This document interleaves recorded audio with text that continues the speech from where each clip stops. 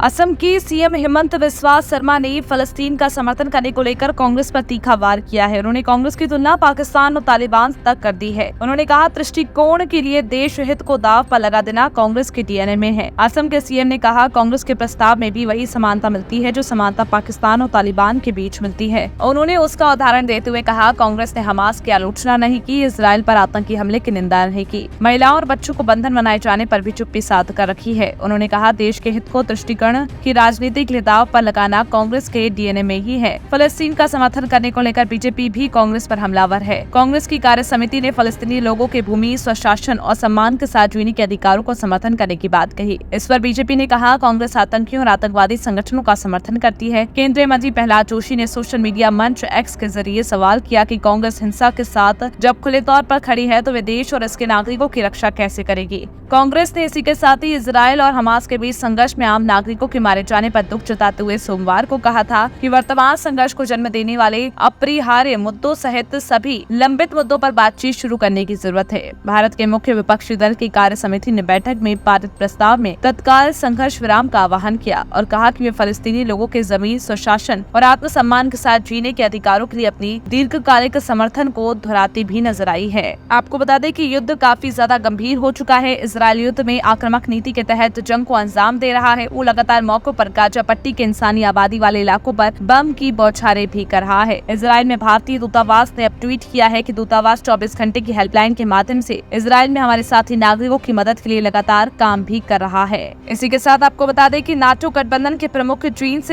Stoltenberg ने जानकारी दी है कि इजराइल के रक्षा मंत्री योव गैलेट ने देश पर हुए हमास के हमले के बाद नाटो समकक्षों के साथ वीडियो कॉन्फ्रेंसिंग की मदद से बात करेंगे। स्टोल्टेनबर्ग ने ब्रुसेल्स में मंत्रियों को दी 2 दिवसीय बैठक में पत्रकारों से कहा कि कल हमें इजरायली रक्षा मंत्री गैलेंट भी इजराइल की स्थिति के बारे में जानकारी देंगे। तमाम बड़ी खबरों पर हम आपको अपडेट देते रहेंगे, लेकिन तब तक के लिए आप हमारे चैनल को सब्सक्राइब करें।